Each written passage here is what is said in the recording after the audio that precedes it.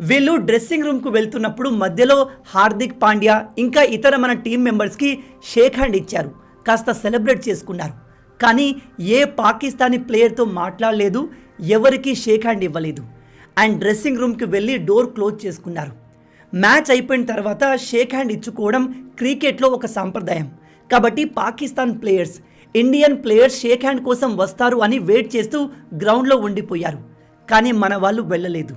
దీన్ని మనం ఒక సైలెంట్ ప్రొటెస్ట్ అనుకోవచ్చు, ఆర్ సైలెంట్ బైకట్ అని కూడా అనుకోవచ్చు.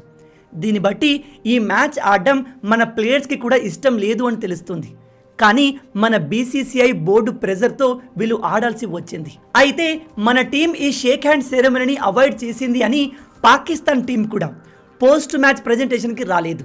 అంటే అవార్డు ఇచ్చే ప్రోగ్రామ్కి man of the match and క్యాప్టెన్స్తో ఇలా మాట్లాడే ఇదిగో ఈ ఈవెంట్లోకి పాకిస్తాన్ టీం రాలేదు. ఈ విషయం పైన